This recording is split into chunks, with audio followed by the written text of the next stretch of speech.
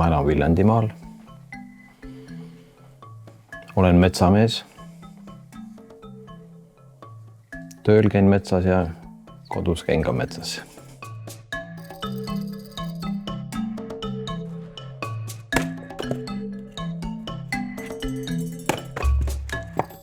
Ütleme nii, et ma olen metsafänn. Et kõik metsa ja metsanduse ja loodusega seotud on mulle väga huvitav.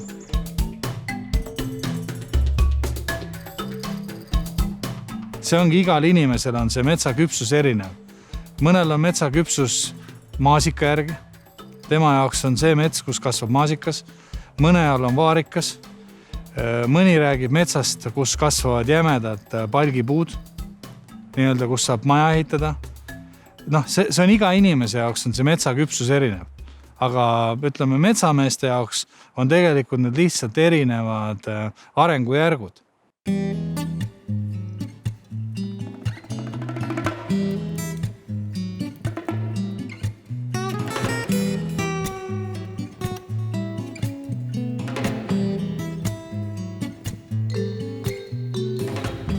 Siit on 2 aastat tagasi nüüd vanamets maha võetud ja õigesse kohta ära viidud ja kuused asemele istutatud, aga nagu näha, et siin on ka siuke hästi viljakas ja kõiksugune muu asi kasvab suvel igal aastal jälle niimoodi siuke 1,5–2 meetrit, et siin hoolt on hästi palju, sellepärast on need dokid ka pandud, et muidu ei leia neid siit rohusest kätte. Aga see uuendus, see annab selle mõisse nagu edasi, et see ei ole maailma lõpp, see on algus. Siin on jälle noor mets tulemas ja varsti oleme siin nii-öelda tuulevarjus ja need puud toovad meile rõõmu nii-öelda sellest.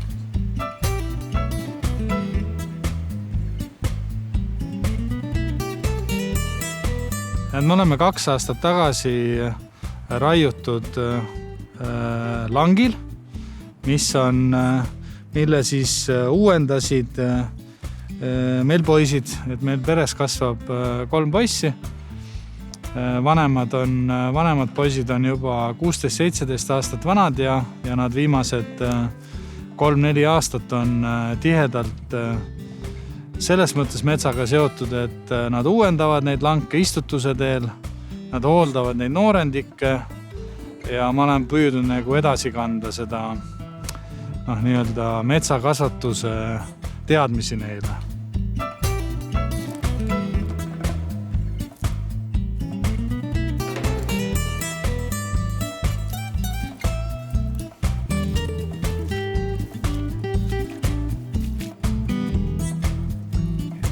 Selle nimi on Naiste Kaasik.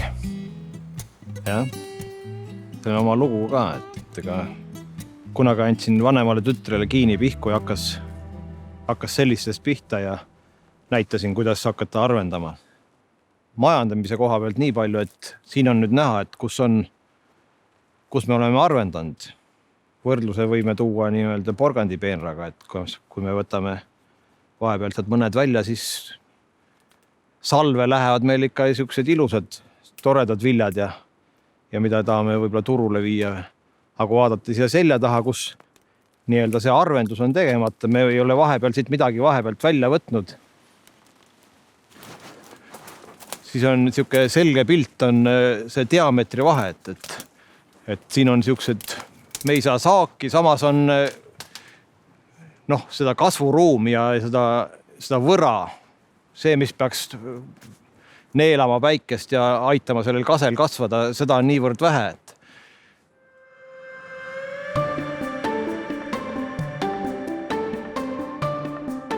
Et kui mets uueneb nii-öelda lageraie järgselt, siis võib vabalt olla olukord, kus korraga hakkab kasvama 100 000 väikest puud. Nüüd, kui see mets on niisuguses noores keskeast, nagu praegu, me teeme siin esimest arvendust, siis enne raiet siin kasvas kusagil 3–3,5 puud. Ja nüüd peale raiet jääb siia kasvama 1,5–2 puud. Ja lõppraiesse, kui see mets on kunagi küps, siis lõppraiesse jõuab ülarindes 500 puud. Ehk siin tegelikult on 1–2 raiet veel ees. enne kui see mets saab küpseks.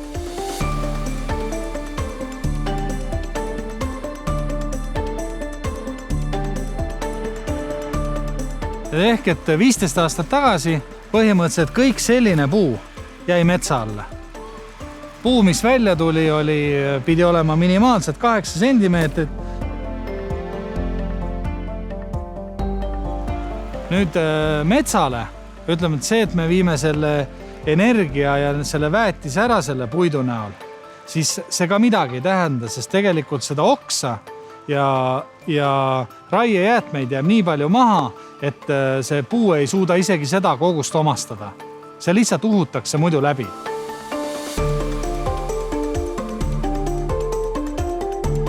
No see mets on oma küpsuse nüüd saavutanud ja oleks mõistlik minna järgmisele nii-öelda sellele metsa eluringile, et nagu me varem oleme näinud, et see eluring hakkab nendest väikestest puudest ja lõpeb nende suurtega. Ja igasugune ratsionaalne ja siuke mõistlik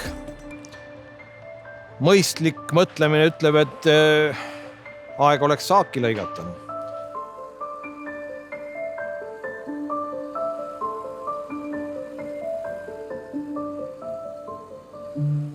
Me viibime siis uuendusraie langil, rahvakeeles lageraie langil, et see mets on küpseks saanud, see mets tegelikult sai küpseks juba mõned aastad tagasi, aga nüüd siis sündis omanikul otsus peas see mets uuendada tulevastele põlvedele.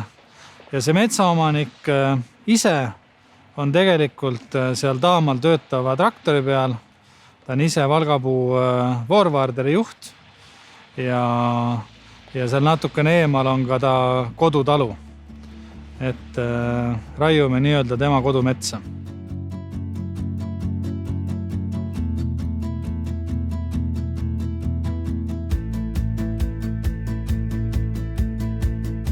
Ja kase puhul on siis nagu 2 sortimenti. Üks on vineeripakk. See läheb siis vineeritööstusse. Ja teine sortiment on siis paberipuu. Okaspuu puhul on niimoodi, et okaspuu jaguneb natukene rohkem. Okaspuu jaguneb on jämepalk. See, mis lõigatakse siis puutüve osast. Siis on peenpalk, mida lõigatakse kuni 9 sentimeetrise diameetrini, mille tarbimine on ka Eestis olemas. Ja siis on energiapuu ja on küttepuu. Et kõik, mis on nii-öelda selle metsakasvu käigus või selles viimases tsüklis ära kuivanud, see on küttepuu ja siis nii-öelda see peenike ladva tipp ja ladva osa, see on siis energiapuu. Mis vahe on siis paberipuul ja mis vahe on energiapuul? Et paberipuu kvaliteedinõuded on oluliselt karmimad. Nii kõveruse, okslikkuse, siis sellise tulioksa puhul, nagu sellel notil on selline nii-öelda püstised oksad, seda nimetatakse tulioksaks. Et see paberitööstusse ei sobi, aga küll ta sobib väga hästi energiatööstusse. Siin on hea näide sellest, et energiatööstusse iseenesest siukse mädaniku ja see kõik läheb nagu läbi. See ei ole küttepuu. Pehme mädanik, näed.